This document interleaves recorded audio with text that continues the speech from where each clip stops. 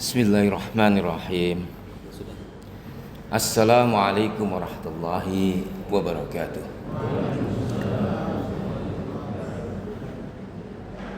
Alhamdulillahirabbil alamin.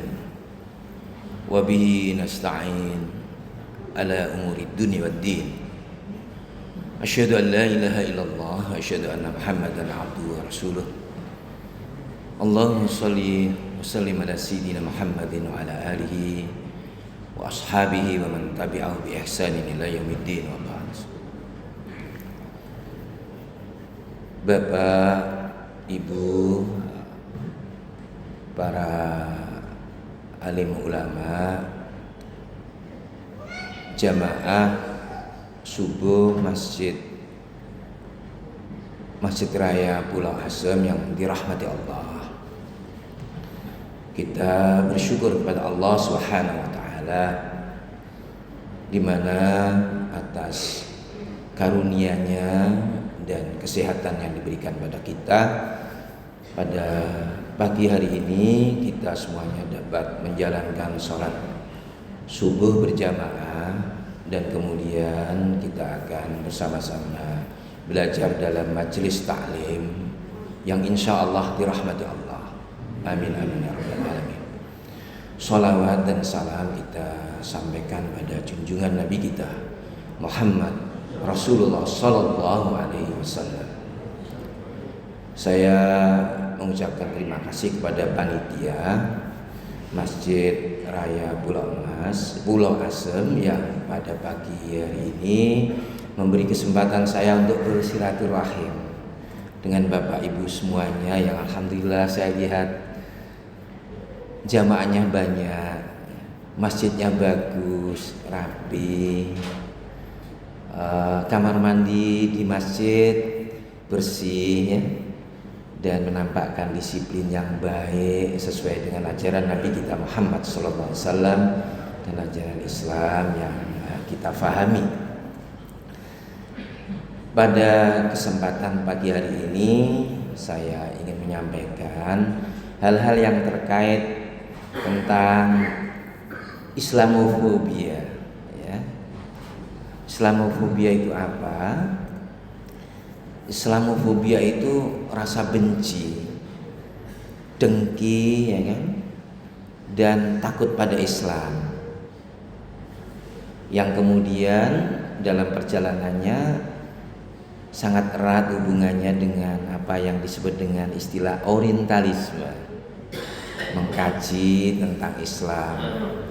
Dan kajian ini lebih-lebih dilakukan oleh orang-orang barat, orang-orang yang kita akan jumpai. Mereka itu adalah orang-orang yang sebenarnya ingin belajar tapi niatnya untuk memusuhi Islam. Nah, pertanyaannya adalah kenapa sih mereka atau orang barat atau musuh-musuh Islam itu tidak suka dan membenci Islam? Ya memang kalau kita lihat aspek sejarah, agama Islam ini turun kepada Nabi kita Muhammad SAW setelah agama-agama lain. Jadi agama yang diyakini yang kemudian asalnya adalah agama tauhid yang ajarannya dari Allah kemudian diselewengkan menjadilah agama Yahudi ya kan? Setelah agama Yahudi datang ya, datang Nabi Isa menyempurnakan agama itu. Ajaran yang dibawa oleh Nabi Musa yang kemudian dijadikan agama Yahudi, datang Nabi Isa untuk menyempurnakannya dan memperbaiki kerusakan yang mereka buat. Mereka tidak mau dan marah ya, sehingga dalam sejarah membuat komplotan dengan Romawi untuk kemudian mengejar-ngejar Nabi Isa ya. Kemudian menurut cerita kemudian Isa dikorbankan, Nabi Isa tidak. Nabi Isa kemudian diangkat oleh Allah ke langit. Ajaran-ajaran Nabi Isa yang asalnya adalah tauhid kemudian diselewengkan lagi oleh umatnya. dan menjadi agama Kristen yang sebenarnya adalah agama buatan manusia. Dari aspek-aspek ajaran akidahnya ya, yang sudah diselewengkan dan diformalkan oleh pemuka-pemuka, tokoh-tokoh kerajaan Romawi ya, yang asalnya itu musuhnya Nabi Isa ya kan, memusuhi apa yang diajarkan oleh Nabi Isa, datang berkomplot ya kan, untuk kemudian melanjutkan ajaran Nabi Isa, tapi dengan ajaran-ajaran yang sudah mereka selewengkan dalam konsili Nikia dan pertemuan-pertemuan tokoh agama begitu ya. Datanglah agama Islam.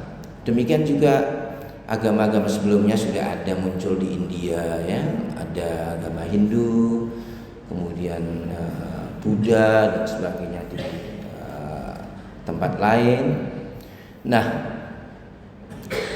agama-agama yang sifatnya lokal pun ada di mana di Iran itu ada keyakinan tentang Zoroastrian, itu juga agama yang mereka semuanya menyembah matahari. Dan ini ada, dan Islam muncul, Islam datang ya kan, setelah mereka, dan tentunya menjadi tantangan bagi siapa? Bagi mereka-mereka yang masih menjalankan dan meyakini agama-agama yang mereka miliki.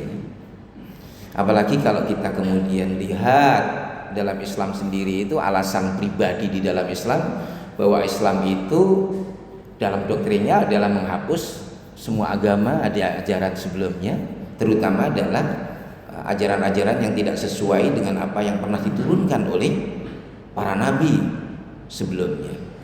Kemudian itu menjadi tantangan. Risalah Islam pun datang tidak lagi menjadi risalah yang lokal untuk bangsa tertentu, tapi Islam menjadi agama yang risalahnya dan mengklaim dirinya, menyatakan bahwa ini adalah agama yang universal. Yang dengan demikian mereka juga marah, kenapa ada agama yang sifatnya universal, yang artinya adalah menghapus agama-agama yang kita sudah yakini selama ini ya. Bahkan kemudian agama kita, agama Islam datang dengan Innad dina indallahil Islam, mengklaim, dan memang demikian bahwa yang benar adalah agama Islam. Maka mereka merasa tertantang ya. Mereka terus berusaha untuk menantang agama yang mereka anggap sebagai agama baru, yang baru datang ya, dalam kehidupan mereka, dengan membawa ajaran dan ideologi yang demikian. Bahkan kemudian kalau kita lihat dari aspek politik, ajaran agama kita tidak lagi hanya agama sebagai ritual di dalam masjid saja, tapi agama yang mengajarkan sistem sosial, ekonomi, kenegaraan ya. Maka itu semuanya adalah doktrin-doktrin yang menantang dan mengabaikan ajaran yang mereka miliki. Dalam sosial budaya, Islam mendatangkan dengan kebudayaan yang khas, yang budaya itu tentunya berlainan. Pada zaman Arab jahiliyah, budaya minuman alkohol, kemudian judi meskipun tidak online ya kan. Nah, sekarang hal-hal itu pun ada semuanya, yang kemudian menjadi bagian daripada mengapa orang sampai hari ini berusaha untuk memusuhi Islam. Budaya-budaya yang dibawa Islam berlainan dengan budaya yang mereka miliki, terutama adalah tentang akidah, mendatangkan dengan akidah tauhid, menghancurkan akidah dan budaya-budaya yang terkait dengan keyakinan yang mereka miliki selama ini atau selama itu. Sehingga kalau kita lihat sejak zaman Nabi kita Muhammad sallallahu alaihi wasallam berdakwah di Mekah, Rasulullah sudah dituduh oleh orang-orang kafir Quraisy Wa qalu ya ayyuhalladzi nuzzila alaihi dzikru innaka lamajnun. Mereka orang-orang kafir Quraisy itu mengatakan, ya engkau yang diturunkan kepadamu al-dzikr kitab yaitu Al-Qur'an, innaka lamajnun, engkau adalah orang yang gila. Sejak awal Nabi kita Muhammad sallallahu alaihi wasallam sudah dituduh gila. Kemudian dalam ayat lain ya, wajibu an ja'ahum mundhirum minhum wa qalal kafiruna hadza sahirun kadzdzab. Mereka heran, kenapa mesti datang kepada mereka seseorang yang memberi peringatan di antara mereka dan datang dari mereka sendiri. Mereka kemudian berkata, hadza sahirun kadzdzab. Ini orang yang datang ini menyebut kepada untuk Nabi kita Muhammad sebagai apa? Sudah sahir, sebagai apa? Penyihir, kemudian apa? Sifat lagi pembohong. Kadzdzab, tidak hanya kadzib. Kadzib itu hanya apa? Dusta saja. Kadzdzab berlipat-lipat, sungguh-sungguh. Yang datang ini adalah seorang penyihir yang sungguh-sungguh pembohong, ya. Bahkan kemudian di ayat lain, wa yaquluna a inna latariku alihatana li syairin majnun. Adakah kami harus meninggalkan Tuhan-Tuhan yang kami sembah sebelum ini, ya, hanya dengan mengikuti seorang penyair yang sebenarnya dialah gila, ya. Ini sejak awal, ya, revolusi yang didatangkan oleh risalah Islam, ya, menantang dan menjadi ancaman bagi komunitas kafir Quraisy pada zaman itu. Demikian juga orang-orang agama lain yang kemudian ketika Nabi kita Muhammad sallallahu alaihi wasallam berhijrah ke Madinah, ya, menemukan orang-orang Yahudi, kemudian bahkan orang munafik pura-pura masuk Islam, ya, karena takut setelah Islam besar, ya, di bawah Abdullah bin Ubay bin Salul, ya, memusuhi Nabi kita Muhammad. Bahkan kemudian kita temukan dalam Al-Quran sendiri mengatakan Al-Quran itu dianggap sebagai apa? Sebagai dongeng saja. Idza tutla alaihi ayatuna qala asatirul awwalin. Ini dongeng-dongeng cerita tentang orang-orang terdahulu saja. Kemudian am yaqulu naftarah, sebagai buatan yang mengada-ngada. Ajaran yang dibawa risalah itu adalah buatan Nabi Muhammad. Nah, buatan Muhammad, demikian, ya, mereka anggap sebagai hanya buatan Nabi kita Muhammad. Tuduhan-tuduhan ini semuanya akan kita lihat, ya, sepanjang sejarah. Ya, kita tidak memakan waktu lama memang kuliah tentang hal ini. Saya berusaha untuk mencari poin-poin yang penting. Dalam perjalanannya kemudian kita mengenal istilah orientalisme. Kata orientalisme ini lahir di abad 18, yaitu muncul sebagai sebuah disiplin yang mempelajari tentang orang-orang atau gerakan mengkaji, sebenarnya Orient itu timur, mengkaji secara umum timur, tapi kemudian berkembang lebih jelas lagi bahwa yang dimaksud orientalisme tidak hanya timur secara keseluruhan, tapi lebih spesifik mereka ingin mengkaji tentang Islam, ya, mengkaji tentang masyarakat dan budaya Islam, akidahnya seperti apa. Nah, tapi tujuannya demikian. Tujuan utama, ya, adalah untuk tujuan agama, memerangi dan mencari titik-titik kelemahan Islam. Ya, mereka mengatakan bahwa meyakinkan kepada pembaca atau pengikut-pengikutnya, ya, bahwa Islam itu diambil dari Kristen. Nanti kita lihat, diambil dari agama lain, ya. di antara caranya. Mereka ingin melindungi agama Kristen dari bahaya Islam dengan menutupi kebenaran yang ada pada agama kita. Mereka berusaha untuk mengungkapkan kelemahan-kelemahan dalam Islam, kemudian memberi peringatan tentang bahaya Islam bagi orang-orang Kristen. Tujuannya juga orientalisme itu adalah apa? Misionaris untuk kristenisasi Islam. Tujuan selain tujuan agama, orientalisme ini berkaitan erat dengan penjajahan, demikian juga perdagangan. Jadi nanti kita lihat kaitannya orang-orang orientalisme itu adalah gerakan ya, selain sebagai agama, dia adalah senjata untuk proses penjajahan. Ya, tujuan perdagangannya itu sebelum masa penjajahan ya, mereka memperoleh bahan-bahan mentah untuk industri mereka menjajah kita. Kita lihat ada namanya Snok Hurdunyo semuanya ya.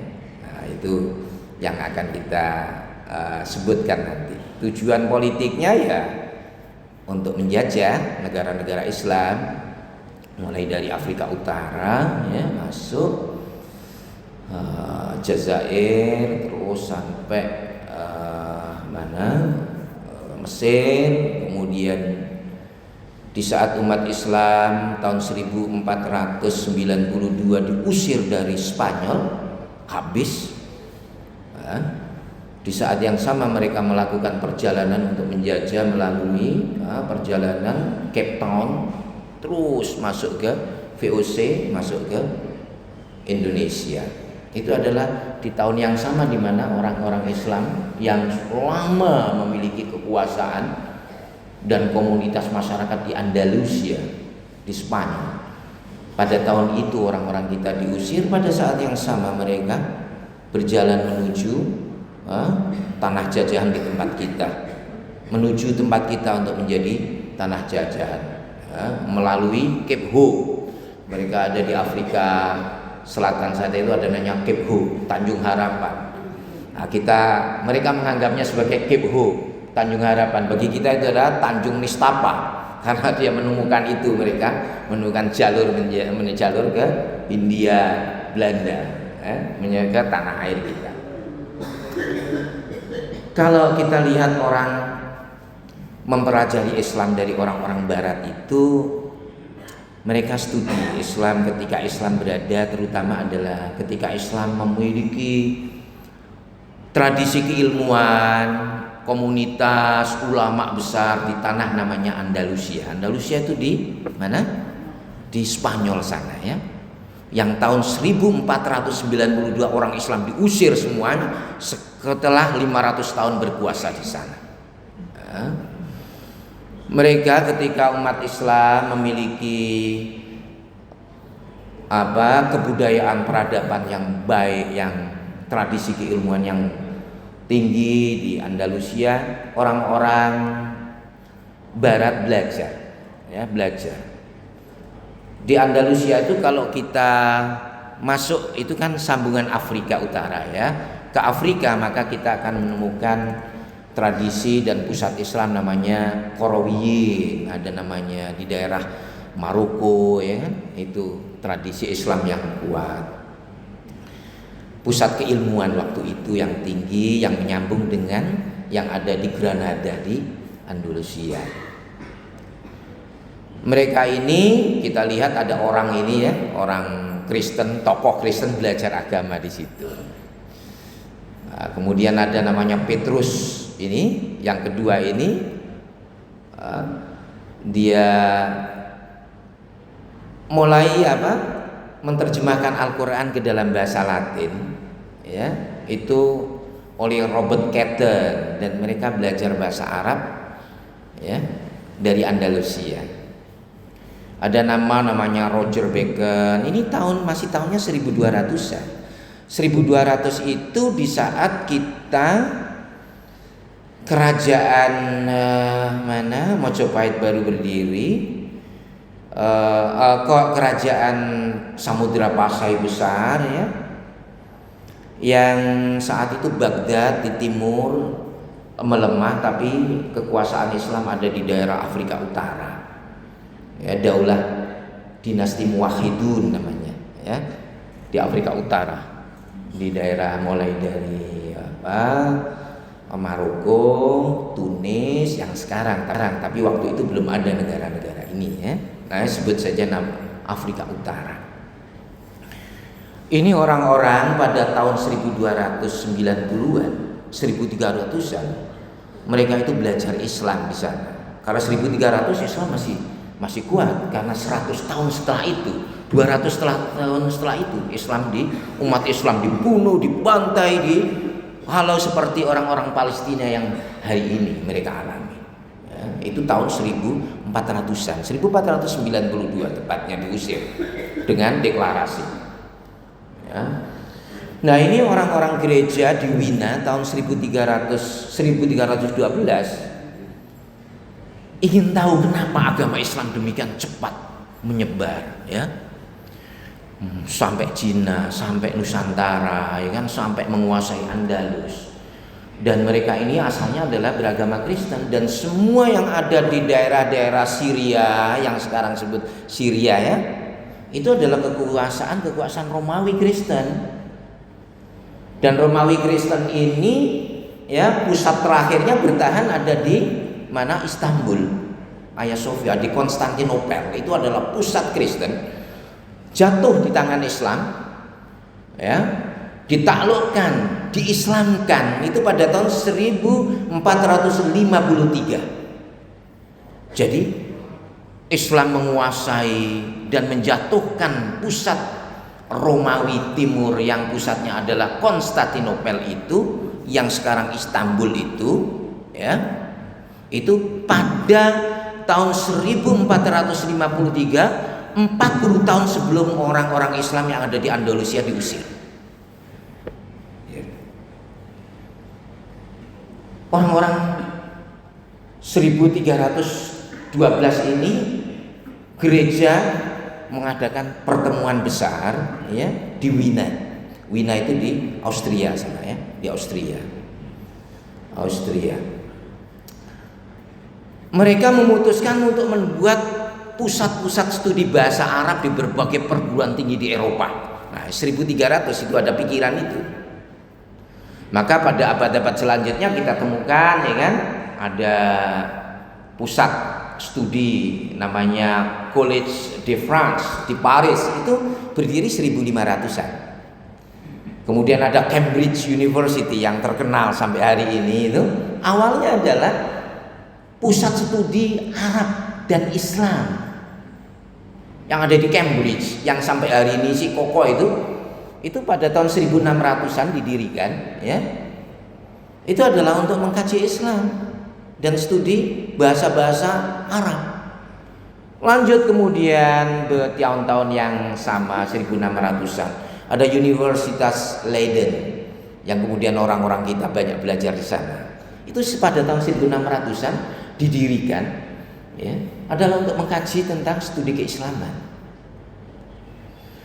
Kemudian berbagai karya penting yang dilahirkan oleh ulama-ulama Islam mereka terjemahkan, dan ini adalah jembatan mereka mengkaji yang kemudian menjadikan mereka pandai yang sebelumnya mereka tidak memiliki ilmu. Mereka betul-betul dalam kegelapan, ya. Dan mereka belajar dari Islam, terutama adalah melalui pusat Islam yang ada di Afrika Utara dan ada di Andalusia. Menerjemahkan buku-buku Islam, Ibnu Sina dan Al-Farabi dan ulama-ulama kita.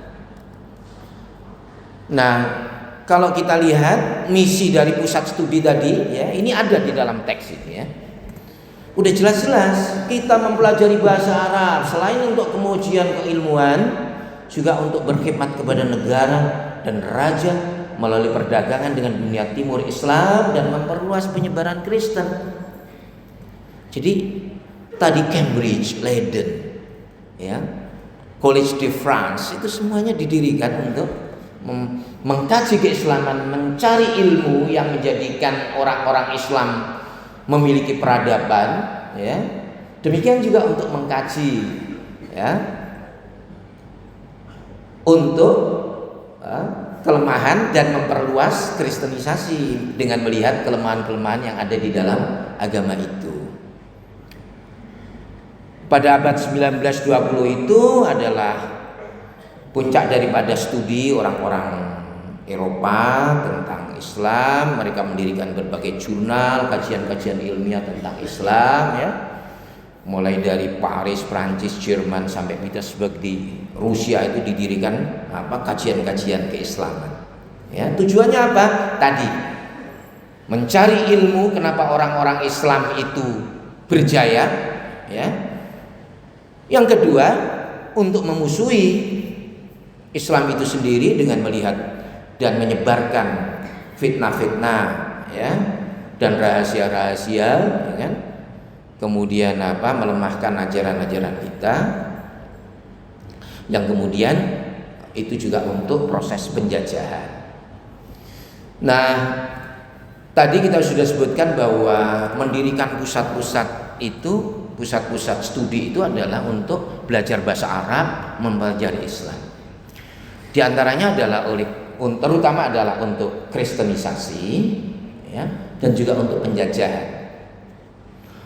Orang-orang yang penjajah ini di Prancis itu ada orang, ya, meletakkan karena Prancis menjajah daerah mana? Aljazair, Maroko, itu jajahan Prancis sampai masuk ke Mesir.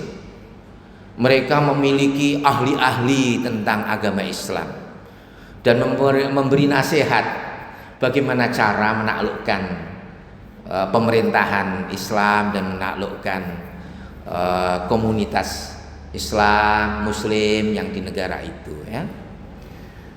Kalau penjajahan di Afrika Utara itu terkenal, ya, ahlinya adalah Karl Heinrich Becker. Kemudian di bagian Rusia, Asia Tengah sana ada namanya Bertol ini, ya. Nah, yang kita kenal baik, yang pernah kita pelajari ada namanya Snogor Gronjo.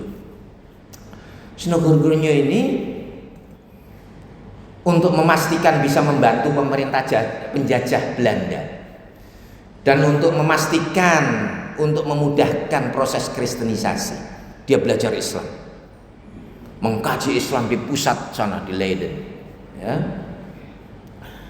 Dia ini sampai kemudian pergi ke Mekah berhaji, ya, berhaji dengan namanya Abdul Ghaffar. Dia ganti namanya, mengganti Abdul Ghaffar. Namanya siapa? Snogor Gronjo. Ini sangat terkenal dalam buku sejarah kita. Ada bahkan nasihat-nasihat Snogor Gronjo itu dijadikan satu dalam sebuah disertasi di Wien Sharif Daitullah oleh seorang doktor dulu. Nah, di antaranya kalau kita lihat Snogor Gronjo itu yang sekarang setiap orang kita memanggil Pak Haji, ya. Pelabelan terhadap orang pergi haji dengan Pak Haji itu adalah ide daripada Snogor Gronjo. Memberikan usulan itu kepada pemerintah Belanda yang berkuasa di Indonesia.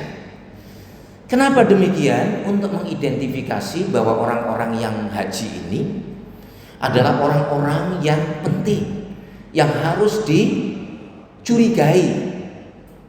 Karena orang-orang yang pergi haji itu akan terjadi interaksi dengan dunia luar. Orang-orang yang pergi haji ini akan bertemu dengan orang-orang pelopor-pelopor pembaru yang sudah berkembang di tanah-tanah negara lain. Ada seorang namanya Jalaluddin Al-Afghani.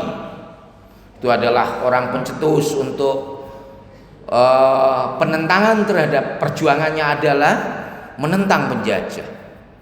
Kemudian ada namanya Rashid Ridha bersama gurunya Muhammad Abduh, pembaharu di Mesir menentang penjajah.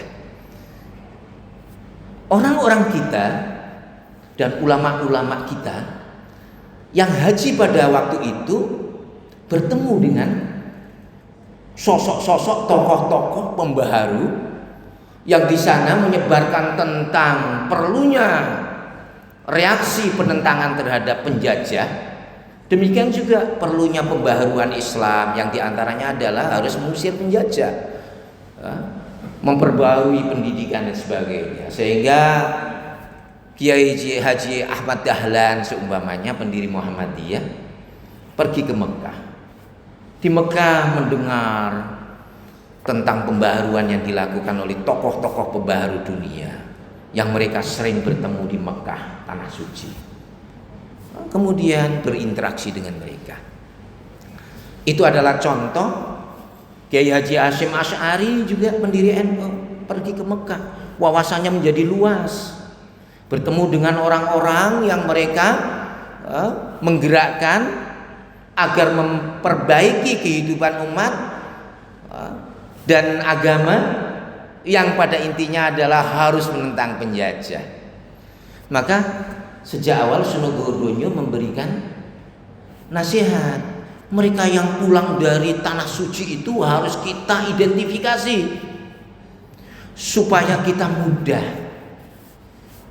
mengetahui kalau mereka memiliki gerakan-gerakan menentang penjajah. Maka dia mengusulkan, setiap orang yang datang haji kita kasih nama Pak Haji.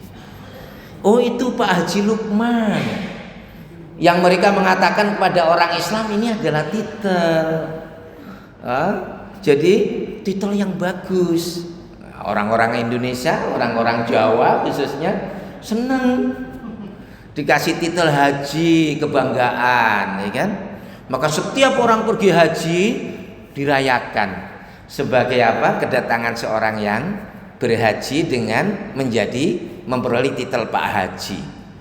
Nah, ini adalah usulan Sunogo sehingga terpantau semua orang-orang yang berhaji, dan setiap orang dengan mudah mengatakan, "Nih Pak Haji mau ke pasar," ya kan? Oh, itu Pak Haji. Semuanya dicatat. Pak Haji di sana, di tanah itu. Mereka mengawal jangan sampai Pak Haji ini mengadakan revolusi. Karena memang orang yang berhaji pada saat itu adalah orang yang mampu secara ekonomi, ya kan? Perjalanan kapal jauh dan mereka belajar di tanah suci, belajar agama Islam yang sifat daripada Islam itu sendiri tentu menentang penjajah. Sementara penjajah ada di depan mata. Nah, maka itu menjadi bahaya besar bagi pemerintah Belanda. Jadi Pak Haji itu titel itu adalah dulu ini Sunogo dan memberi penasihat macam-macam bagaimana tentang agama Islam, ya kan? Bagaimana menaklukkan, ya. Kemudian mereka secara umum tahu bahwa Islam adalah kekuatan yang menentang penjajah. Ajarannya ada teologi yang harus pembebasan diri, ya. Sehingga itu berbahaya bagi penjajah. Mereka meneliti ini semuanya, ya. Banyak sekali penasihat urusan keislaman pemerintah penjajah yang ada di Aljazair Afrika Utara ini, Anthony ini, ya, terkenal.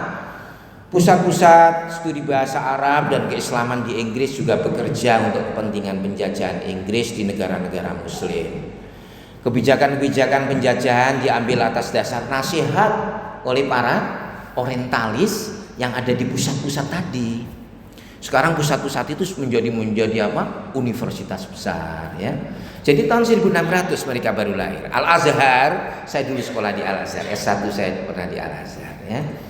Nah, itu termasuk tertua, ya, tertua, salah satu universitas tertua, ya. Pada tahun 900-an sudah didirikan. Cuma kemudian putus dalam proses pembelajaran, dilanjutkan lagi, sehingga ada di Afrika Utara itu Korowiyin, ya.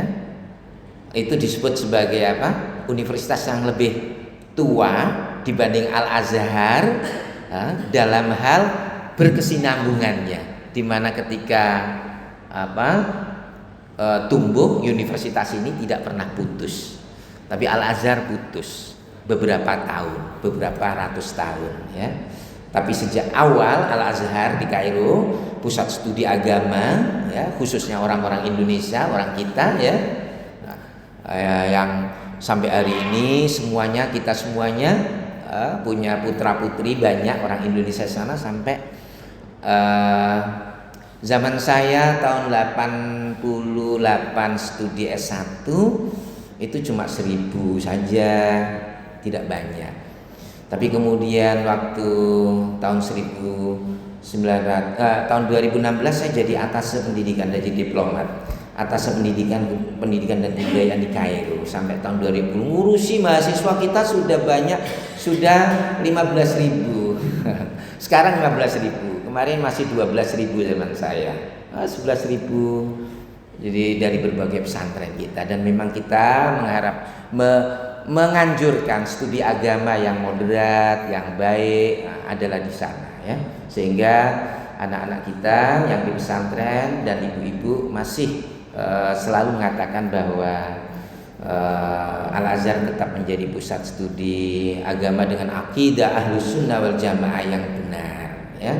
Yang itu sesuai dengan tradisi kita, demikian juga tentang kebijakan pemerintah kita yang memegang Islam yang lebih toleran, terbuka ya, dan modern ya. Nah, orang-orang orientalis tadi itu yang mempelajari agama kita, mereka di mana? Mengajar di berbagai universitas, di pusat-pusat Islam, pusat-pusat studi Arab di berbagai negara yang tadi. Mereka ini juga dalam proses penjajahan mereka mengumpulkan. Di saat mereka menjajah kita betul-betul menjadi umat yang terpuruk. Dan bahkan kemudian banyak sekali manuskrip itu apa? Karya-karya tulis umat Islam, ulama Islam ya tidak sadar ya dibeli dan diambil oleh penjajah waktu itu di berbagai pusat-pusat yang asalnya adalah pusat-pusat studi Islam ya. Mereka menerbitkan karya-karya ulama Islam ya, menerjemahkan karya-karya Islam ke dalam bahasa Latin, bahasa Eropa. Mereka juga menulis makalah-makalah ya, makalah-makalah. Nah, cuma demikian mereka ini ya kan awalnya tujuannya memang jahat. Disiapkan mereka adalah untuk mengkaji Islam, untuk memusuhi Islam ya. Sehingga apa yang mereka kerjakan dalam tulisan-tulisan dan karya tulis mereka adalah menyebarkan kebohongan, memfitnah Islam ya. Di antara mereka juga ya menulis-nulis itu untuk mendapatkan status di lingkaran penjajah, menjadi orang yang baik di penjajah, sehingga dikasih duit banyak oleh penjajah ya dengan karya-karya mereka. Mereka ini mengkaji secara ilmiah ya, tetapi tujuan mencari kelemahan agama kita. Mengkaji Islam ada juga di antara mereka, tapi sedikit yang mencari Islam yang kemudian masuk Islam ya.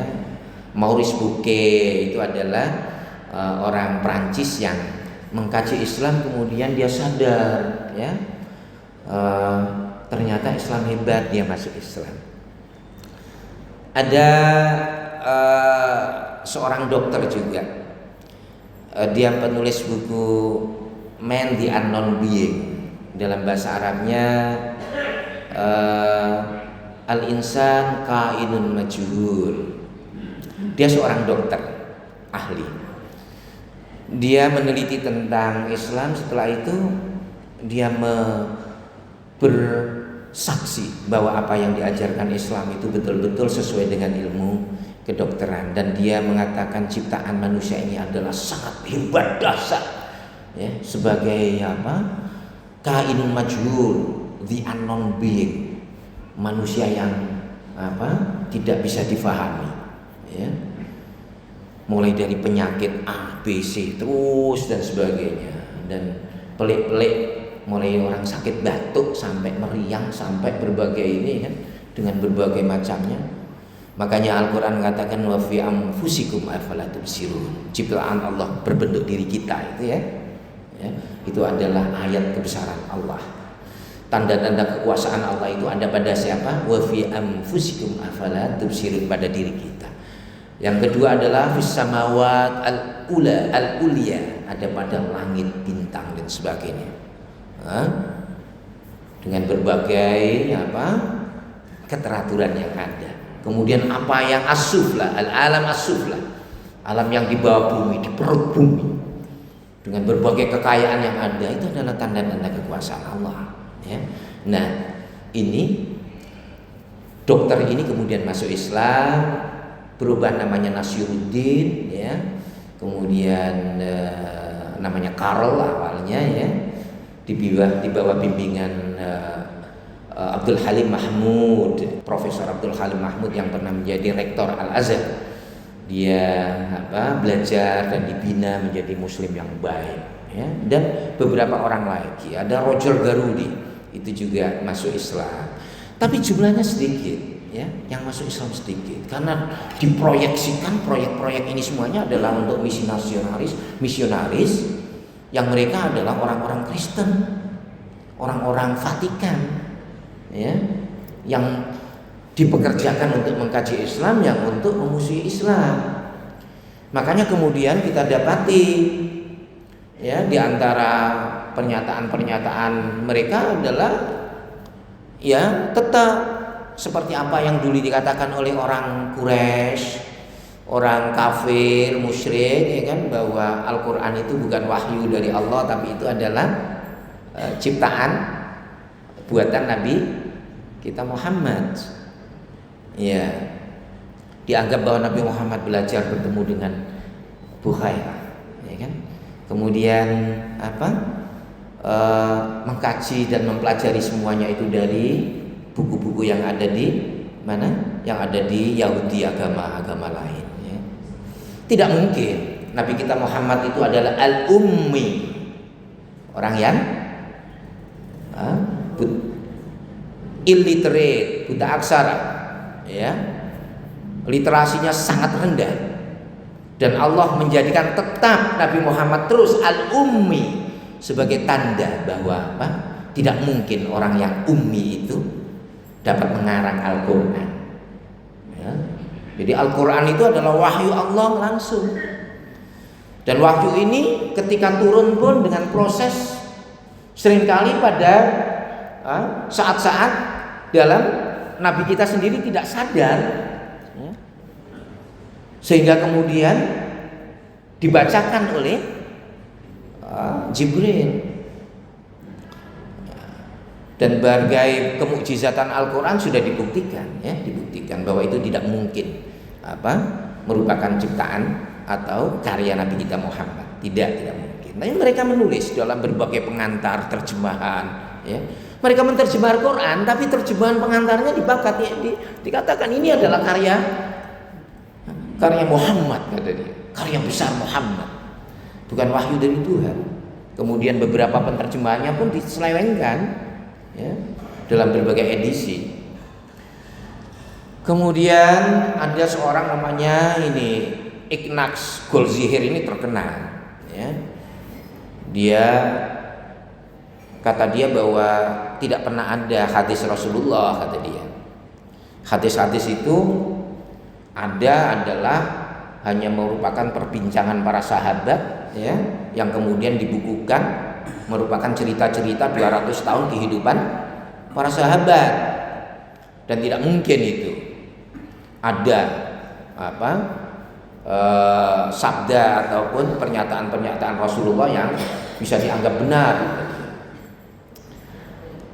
Tidak demikian. Hadis Rasulullah ditulis dan dihimpun oleh Imam Bukhari, Imam Muslim, Nasa'i, Abu Dawud, Tirmidzi, dan ulama-ulama kutubut sittah, itu melalui proses verifikasi dengan ta'dilat atau tajrih, ya, memilah-milah betul-betul riwayat-riwayat mana yang dhaif, mana yang lemah, dan mana yang kuat, mana yang diriwayatkan oleh seorang saja dan mana yang diriwayatkan oleh orang banyak, dikategorikan semuanya, sehingga sabda-sabda Rasulullah Shallallahu Alaihi Wasallam sudah jelas ada, ya, menjadi sunnah yang ditinggalkan oleh Rasulullah selain Al-Quran yang menjadi pegangan kita, ya, sebagai umat Islam yang kalau kita berpegang kepada Al-Quran dan juga sunnah Rasulullah, kita akan selamat di dalam kehidupan kita. Demikian juga menurut mereka syariat dan hukum Islam itu ya diambil dari hukum kerajaan Romawi dan sebagainya. Filsafat Islam itu tidak ada, itu adalah menjiplak ya, menjiplak filsafat Yunani ya, dan lain sebagainya. Nah sekarang orientalisme sekarang itu masih ada enggak? Masih banyak ada. Tujuannya apa? Ya tetap memusuhi Islam ya. Karena apa? Bayangkan Barat itu, Barat modern yang sejak diawali oleh Renaissance abad 17-18 ya, kemudian abad 19 menjadi mengkristal sebagai abad modern dengan kemunculan negara-negara besar Amerika, Eropa ya. Mereka punya tradisi. Negara-negara ini menganggap, kalau kita lihat mereka itu apa?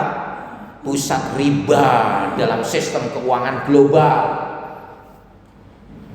Yahudi, orang pertama yang mencetuskan sistem keuangan dengan apa? Riba itu apa? Orang Yahudi. Mendirikan berbagai sistem keuangan di Barat, Swiss dan sebagainya. Semuanya berbasis riba. Kalau kita lihat di internet,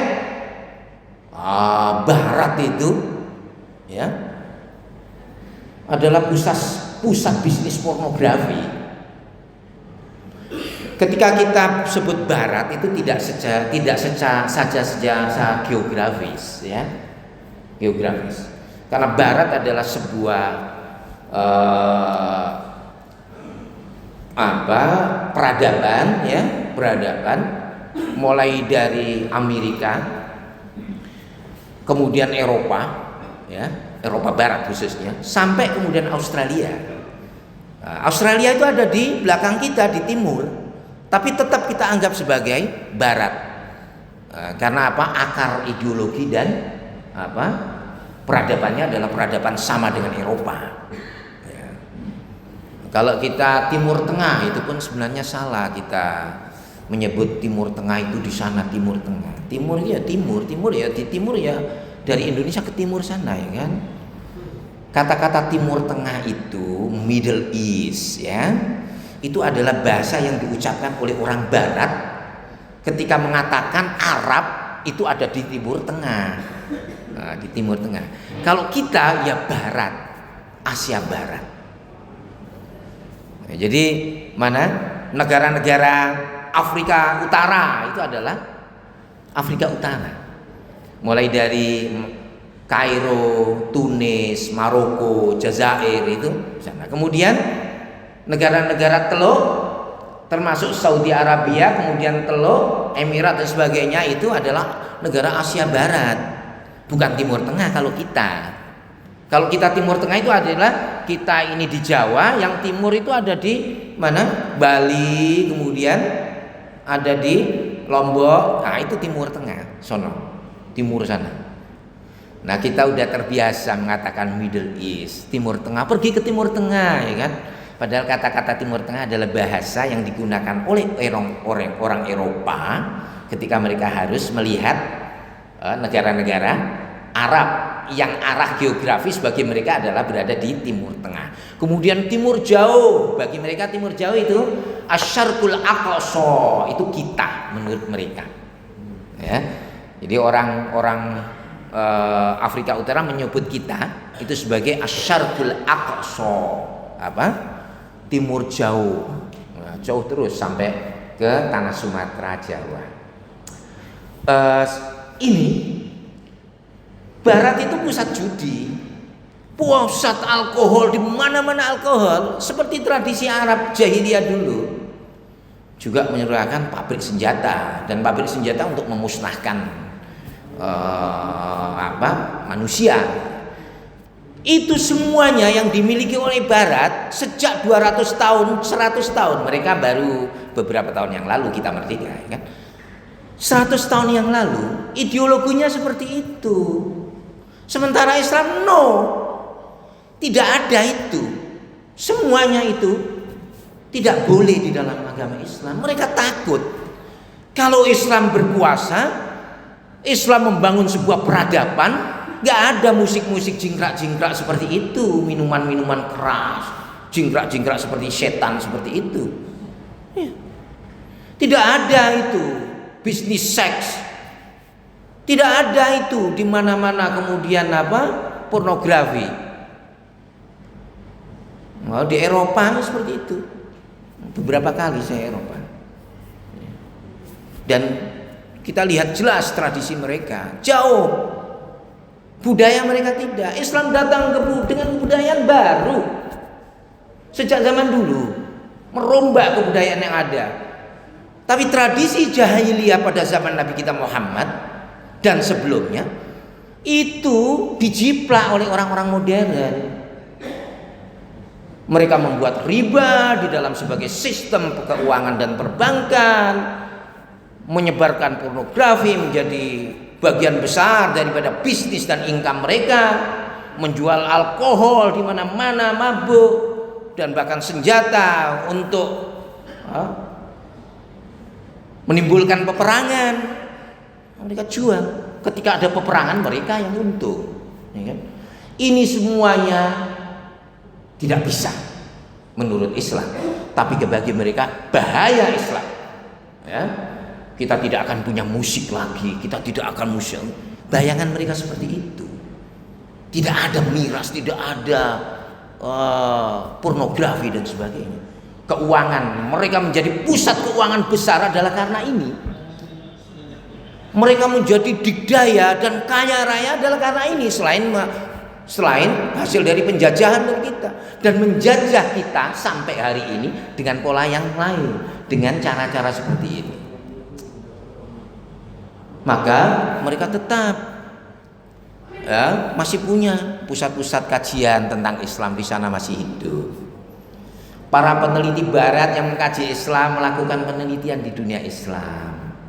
Mahasiswa peneliti kita ya dikasih duit ya, kemudian dikasih beasiswa menulis tentang diri kita, tentang Islam, datanya ke sana semuanya. Proyek-proyek bantuan dana dari negara Barat ya untuk berbagai penelitian dan dilakukan oleh peneliti-peneliti kita di pusat-pusat studi di universitas kita, dibiayai oleh mereka. Itu persis seperti kita, seperti sunuk hurgrunyu yang banyak ya. Mereka tanpa membiayai orang seperti sunuk hurgrunyu, tanpa membiayai orang-orang putih untuk datang mengkaji Islam di sini, mereka kirim duit ya, di lembaga-lembaga pendidikan kita untuk mengaji, untuk kemudian riset dan studi tentang diri kita. Semua datanya kita kasih mereka. Lebih mudah, dan itu terjadi. Di antaranya contohnya dalam tradisi pesantren, kalau kita belajar kitab fikih itu ada namanya kitab jihad, mulai toharo, sholat, zakat, puasa, ya kan? Kemudian sampai kitabul jihad, babul jihad. Itu adalah tradisi kita mengaji di pesantren. Datang itu orang kita sendiri meneliti tentang kurikulum pesantren. Kesimpulannya adalah pesantren mengajarkan jihad.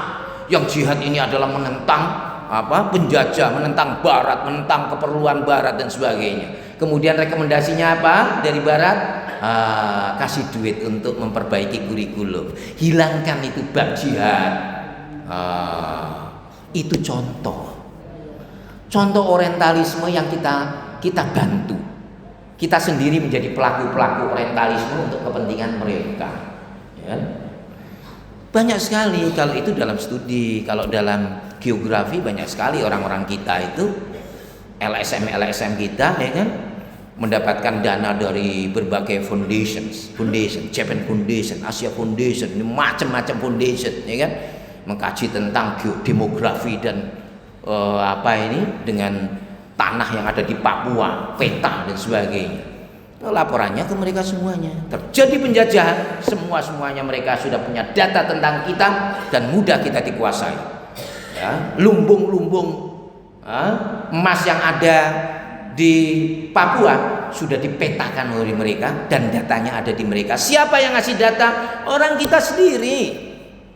LSM dan semua yang merasa sebagai sekolah peneliti mendapatkan dana besar dari Eropa, ya kan, dari Amerika.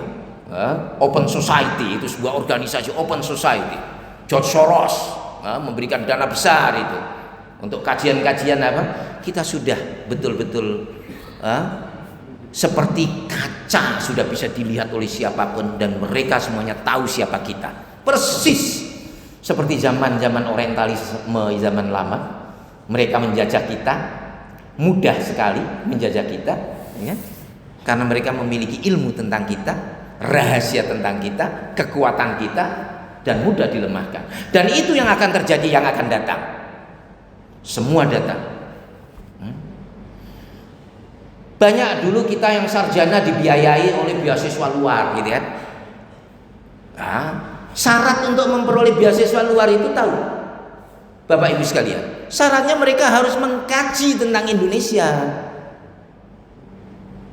karena disertasinya menjadi hak milik mereka, tesisnya hak mereka, mereka mengetahui data semuanya. Ada kawan saya yang berusaha untuk meneliti di Australia, meneliti kesuksesan PAUD seumpamanya, pendidikan anak usia dini di sana. Prosesnya panjang, tidak bisa, karena nanti ilmunya akan dibawa ke Indonesia. Orang-orang kita kemudian herbal seumpamanya itu meneliti di Papua, tanaman-tanaman herbal di Papua dan sebagainya. Nah, itu dokumennya semuanya, naskah akademiknya, tesis dan disertasinya ada di universitas-universitas mereka. Mereka semuanya dalam jangka panjang penjajahan. Kita akan terus terjajah karena kita sendiri yang memiliki kelayakan untuk dijajah. Ini konsep yang dinamakan al-qabiliyah lil istimar, memiliki kelayakan untuk dijajah sepanjang masa, membuat berbagai peraturan yang sifatnya adalah menghadirkan penjajah untuk menjajah diri kita, ya kan?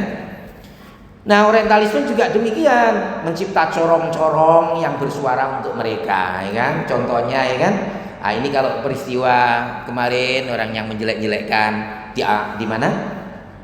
Di Prancis, ya, menjelekkan Nabi Muhammad SAW, ya. Kemudian tidak hanya di Prancis, beberapa waktu yang lalu dapat video saya, Singapura pun demikian, membuat menggunakan kalimat Allah dan Rasulullah SAW dan sebagainya di dalam pakaian-pakaian yang tidak benar, ya kan, di pakaian mereka. Nah, seperti halnya mereka mencipta corong-corong, nah kita akhirnya jadi corong juga untuk mereka. Peristiwa yang beberapa waktu yang lalu, ya kan, orang yang anak kita yang berjilbab, ya kan, disebut sebagai kadrun, ya kan, kadal gurun, ya, dan sebutan lain. Kemudian kita ingat baru saja, ya kan, di IKN orang mau jadi paskibra harus melepas jilbab, ya kan, tindakan diskriminatif yang seperti itu ada. Bahkan ternyata terkuak juga beberapa instansi melarang orang yang berjilbab untuk jadi pegawai, ya kan. Bahkan kemudian kasusnya ada di sekolah dan sebagainya. Itu gimana? Tidak boleh itu terjadi. Ini negara adalah negara kita, negara kesatuan Republik Indonesia yang sudah kita komitmen, ya, bahwa kita mayoritas umat Islam, ya, dan kita berhak untuk dapat kemudian mengekspresikan kebebasan sesuai dengan ajaran kita. Banyak sekali narasi-narasi negatif, ya kan, dalam proses bagian dari Islamofobia, ya, benci Islam, tidak suka Islam, ya, bahwa Islam adalah radikal, tidak toleran. Tidak toleran bagaimana? Sudah sangat toleran kita terhadap siapapun dalam kehidupan kita, baik berbangsa maupun bernegara dan bermasyarakat di komplek-komplek kita. Kita ini adalah orang-orang baik. Bapak Ibu sekalian, kita akhiri dengan meyakinkan diri bahwa tuduhan-tuduhan terhadap Rasulullah dan risalahnya adalah tidak benar, ya. Wa ma huwa biqauli syair qalilan ma tu'minun. Tidak, Al-Qur'an bukan ucapan penyair. Wa ma sahibukum bimajnun. Nabi kita Muhammad bukanlah seorang yang gila seperti tuduhan mereka pada zaman itu dan hari-hari ini masih seringkali kita dengarkan dan selalu akan ada, karena tadi mereka merasa terancam kepentingan yang tadi, Barat pusat ini, pusat itu yang semuanya tidak simetris dengan Islam, ya kan?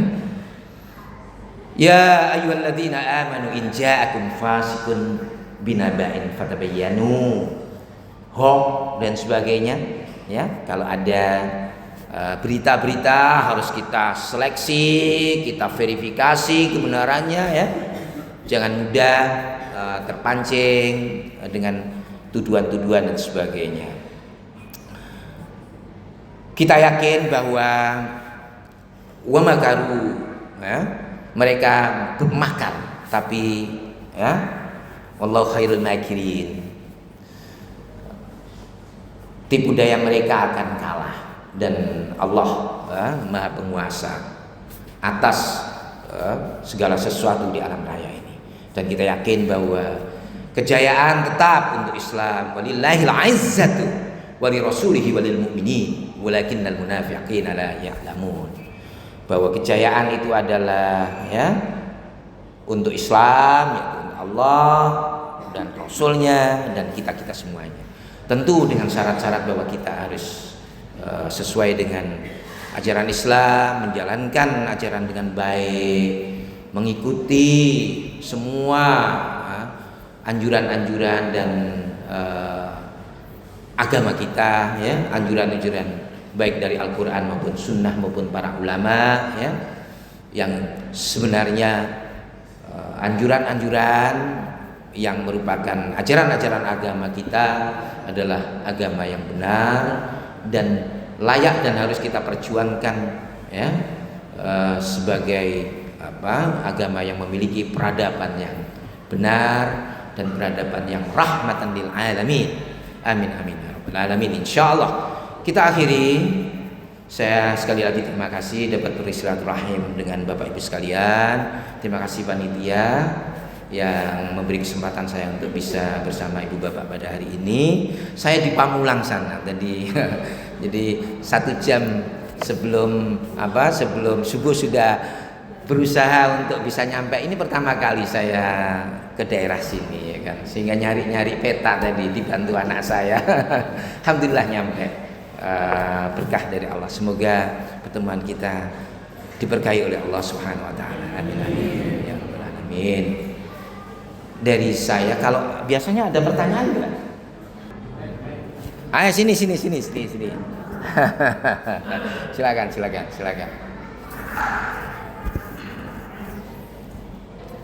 Bismillah, ini terkait dengan orientalis yang berpengaruh di dalam penjajahan dunia Islam termasuk Indonesia, karena banyak itu kita para ulama kita yang telah diedit lalu kemudian disebarkan dan kemudian menjadi bahan fitnah kita apa saja yang diedit oleh orientalis yang kemudian perlu untuk kita antisipasi. Yang kedua, ketika kita ingin belajar Islam di negara kafir misalnya, karena banyak ulama kita yang belajar Islam di sana, lalu kemudian ada yang menerapkan mempelajari budaya-budaya asing itu kemudian bisa mengkonter pengaruh mereka. Nah, kira-kira menurut Ustaz, kalau kita mendapatkan beasiswa atau kesempatan belajar di sana dengan di Timur Tengah, bagusnya itu gimana? Apakah kita meneruskan untuk pendidikan ke Kanada, Amerika, Eropa untuk studi Islam? Baik. Apa nggak usah gitu? Baik. Itu. Baik. Sudah? Kemudian untuk pengaruh snowboardnya di Indonesia yang kemudian mengutak-atik sejarah Indonesia sampai sejarah yang asli kemudian diubah, itu termasuk permasalahan kalau nggak salah bukan hanya dari segi sejarah dan sebagainya, nasab-nasab para kerajaan itu kemudian diubah gitu. Menurut pendapat Ustaz gimana itu? Terima kasih. Assalamualaikum warahmatullahi wabarakatuh. Assalamualaikum warahmatullahi wabarakatuh. Terima kasih. Namanya siapa tadi Mas? Muzakir. Bapak Ibu sekalian, ini pertanyaan bagus ya, bagus. Yang menjadi concern kita pertama adalah bagaimana belajar ke Eropa, gitu ya. Islam tidak melarang untuk belajar kemanapun, bahkan Islam menyuruh kita untuk bila bisa belajar dari siapapun dan dimanapun, ya, dan kemanapun. Dalam sejarahnya memang orang-orang di Mesir seumpamanya pernah mengirim orang-orang untuk belajar di Eropa. Mereka ini ada yang kemudian tentang studi Islam maksudnya ya, belajar. Kalau belajar apa ke Eropa, belajar ilmu-ilmu sains dan sebagainya itu tepat ya. Islam menganjurkan untuk kita belajar. Persoalan kita adalah sering kita temukan adalah orang Islam belajar Islam di barat. Di Al-Azhar itu saya baru tahu ketika saya berdinas di sana. Di Al-Azhar itu punya sebuah pusat kerjasama dengan British Council, mendidik sarjana terbaik lulusannya, tapi mereka sudah lulus S2 dari Al-Azhar untuk mengambil S3 di Eropa untuk studi Islam dan ilmu sosial. Demikian juga bahkan mereka-mereka yang sudah dosen, yang sudah doktor dikumpulkan, dipilih oleh Al-Azhar untuk dibekali bahasa Inggris, bahasa Prancis dan sebagainya untuk belajar ilmu-ilmu sosial dan agama Islam di Eropa, mulai dari Prancis, Jerman, Cambridge, ya kan, sampai ada yang di Amerika. Saya sempat kaget itu. Al-Azhar demikian serius mengirim sarjana-sarjana untuk belajar ke Eropa. Saya punya dekan Mahmud Hamdi Zakzouk, seorang profesor terkenal. Dia ambil doktor di di Jerman dan kemudian kawin dengan orang Jerman, ya, Jerman. Muhammad Al-Bahi, Abdullah Darros itu ulama terkenal sekali. Dia mengambil S3-nya di Prancis tadi, pusat Prancis tadi. Tentang apa? Tentang akhlak dalam Al-Quran. Di Prancis itu, ya. Kemudian Muhammad Al-Bahi, demikian juga Muhammad Al-Bahi ke Eropa belajar. Ini adalah tokoh-tokoh yang kemudian pulang pun, yang sekarang Grand Sheikh Al-Azhar Ahmad Thoyyib, itu belajarnya juga pernah belajar ke Prancis. Perbedaannya adalah mereka ini sudah ibtidaiyahnya di Ibtidaiyah Al-Azhar, sanawiyahnya di Al-Azhar, ya. Aliyahnya juga di Al-Azhar, hafal Quran, ya. S1-nya juga S1 tradisi Al-Azhar, hafal sekian banyak hadis dan hafal Quran. S2-nya juga S2 dari Al-Azhar. Bahkan S3 sudah S3 Al-Azhar. Dikirim semuanya kerjasama dengan British Council. Saya lihat waktu itu saya membawa namanya Profesor Komarudin Hidayat. Datang ketika mau mendirikan Universitas UIII internasional, itu mau mendirikan, sehingga ingin belajar dengan Al-Azhar apa yang perlu diambil. Saya mendampingi dia, saya dibawa, dikasih untuk mendampingi dia untuk ke pusat itu. Al-Azhar itu menyiapkan profesor dan orang-orang terbaik dari berbagai provinsi. Al-Azhar itu punya universitas di berbagai provinsi. Bina bahasa Prancis, bahasa Jerman, bahasa Inggris, disekolahkan. Pulang menjadi profesor dan tidak goyah imannya. Justru menjadi profesor yang ahli Islamnya, akar-akar keislaman tradisi yang mereka pelajari di Al-Azhar, ya. Kemudian ditambah dengan ilmu metodologi. Mereka ilmu metodologi. Bahkan mereka justru kemudian mengkritik bagaimana metodologi Barat yang dikembangkan oleh Barat, ya. Profesor-profesor yang saya sebutkan tadi adalah orang-orang hebat. Abdullah Darros terkenal, Abdul Halim Mahmud Prancis, ya. Ahmad Thoyib, Syekh Ahmad Thoyib yang sekarang itu adalah juga punya pendidikan di Prancis. Al-Bahi yang menulis buku banyak itu hanya 1-2 yang kemudian keblinger karena dia tidak belajar akidah yang baik sebelumnya, seperti Toha Husin. Nah, di Mesir itu ada namanya Profesor Toha Husin, orangnya buta, ya. Kemudian dia menjadi profesor, dia belajar S2, S3-nya di mana itu? Di Prancis. Tapi dia tidak punya agama, tidak pernah belajar di Al-Azhar, tidak punya tradisi keilmuan yang kuat. Datang-datang Al-Azhar menjadi seorang profesor terkenal dan sangat diagung-agungkan sampai hari ini, sebagai seorang profesor buta yang menguasai tentang syair jahiliyah. Yang dia kembangkan adalah berbagai ide-ide yang tidak tidak sesuai dengan ajaran Islam. Mereka mengkritik bahwa syair jahiliyah itu tidak ada. Apa artinya? Jadi klaim bahwa Al-Quran itu memiliki ketinggian di dalam sastra itu batal, kata dia. Kenapa? Karena saya membuktikan dan penelitian saya tidak ada namanya syair jahili, kan itu. Artinya kumpulan syair jahiliyah itu menjadi bukti naskah bahwa Al-Quran itu betul-betul menentang, mampu mengalahkan orang-orang syair yang penyair-penyair yang hebat pada masa jahiliyah. Di antaranya seperti itu.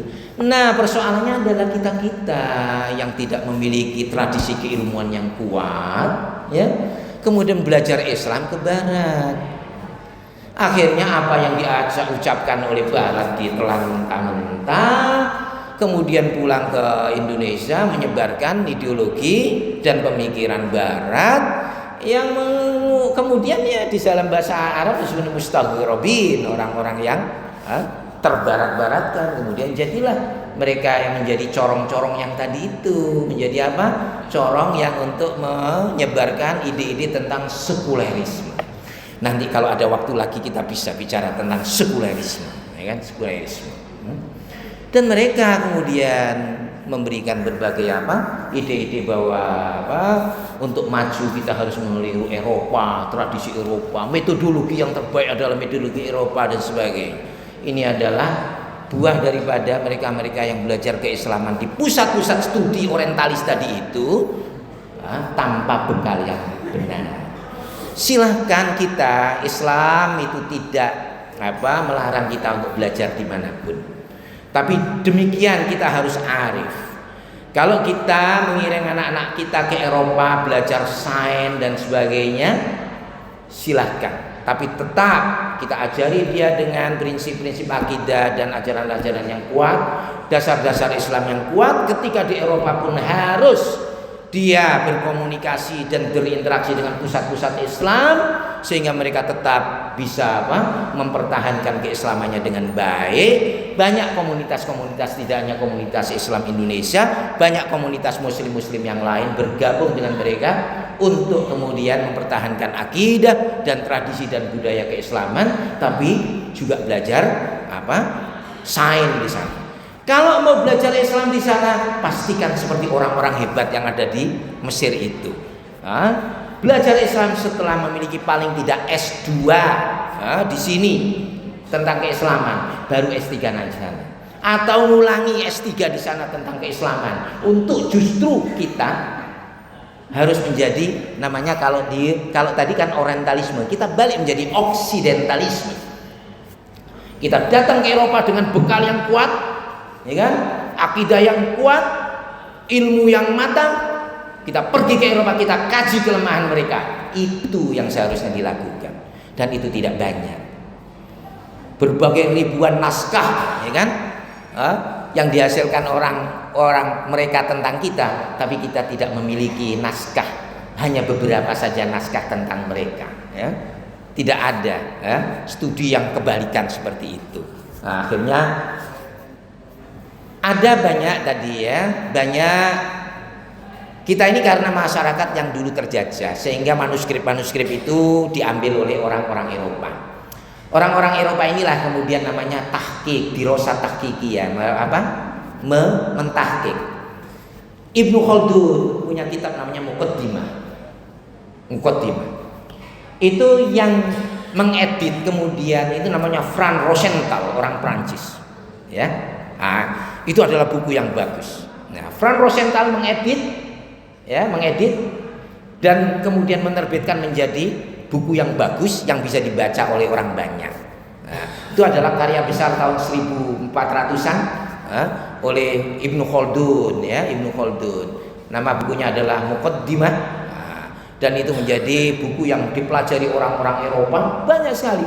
Punya Ibnu Sina, buku Syifa, Ar-Risalah, Imam Syafi'i dan sebagainya, ya. Sebagian karena teks-teks Arab ada yang terjemahkan, ada yang diselewengkan, ada yang tetap, tapi dunia kemudian tahu. Contohnya ada seorang namanya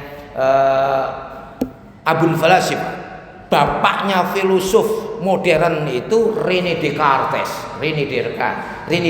dalam bahasa Arab, René Descartes itu mencuri sebenarnya, mengambil bukunya Imam Ghazali namanya Al-Munqidh Minadh Dhalal. Mungkin Dhalal. Dia pelajari apa semuanya. Maka tahun 1700-an dia menjadi tokoh paling utama dalam filsafat barat, mengawali filsafat barat untuk Renaissance, kebangkitan barat, namanya siapa? René Descartes. Ternyata ditemukan yang menemukan adalah studi daripada profesor fakultas dekan fakultas saya tadi, namanya Abdul Halim Mahmud Hamdi Zakzou, ya. Dia melakukan studi antara Ghazali dengan René Descartes tentang metodologi doubts, keraguan. Dia menakani bahwa René Descartes di rak bukunya René Descartes ditemukan kitabnya Imam Ghazali Al-Munqidh Minadh Dhalal yang di dalamnya dikasih catatan-catatan oleh dia, setelah diterjemahkan dan dikasih catatan-catatan dia dan ide-ide dia yang kemudian digunakan dalam semua kitab-kitab penting dalam filsafat modern baru. Filsafat sebagai asas, sebagai pengasas filsafat modern di Eropa, ya. René Descartes, gitu, ya. René Descartes, dan sebagainya. Saya pikir itu, ya, intinya, ya. Ada yang terlewat? Saya pikir cukup. Benar Sunukur Grunyu. Terus ya gimana lagi? Ya, penelitian Sunukur Grunyu dan lain sebagainya ya demikian, memang mengaburkan sejarah tentang kesultanan dan sebagainya. Ya, diperlukan sarjana-sarjana kita dan terus terjadi namanya penelitian, ya. Itu harus diungkap dan tugas peneliti adalah mengungkap kebenaran yang selama ini diselewengkan oleh orang-orang dengan niat-niat yang tidak baik. Penelitian bisa dilakukan di berbagai universitas dan khusus untuk Urgrunyu memang naskah dan dokumen-dokumennya adalah di Leiden University. Maka kalau ada di antara kita ingin meneliti di sana dan studi, ya, di sana, maka harus betul-betul membekali diri akidah yang kuat, ya kan, pemahaman Islam yang baik, ya kan, sehingga tidak tergelincirkan, ya, Tidak apa-apa sekolah dimanapun, ya, dimanapun bisa, tapi dengan persiapan yang matang, persiapan yang baik, ya, itu yang kita harapkan. Demikian saya pikir apa yang dapat saya sampaikan sebagai jawaban dari pertanyaan saudara kita pada pagi hari ini. Terima kasih. Mohon maaf bila ada hal-hal yang kurang berkenan atau yang salah. Terima kasih. Ala husni istimaikum. Wabillahi taufiq wal hidayah. Wa ridha wal inayah. Assalamualaikum warahmatullahi wabarakatuh. Terima kasih Ustaz atas yang disampaikan, sangat bermanfaat untuk kita, menjadi ilmu yang bermanfaat juga. Mari kita tutup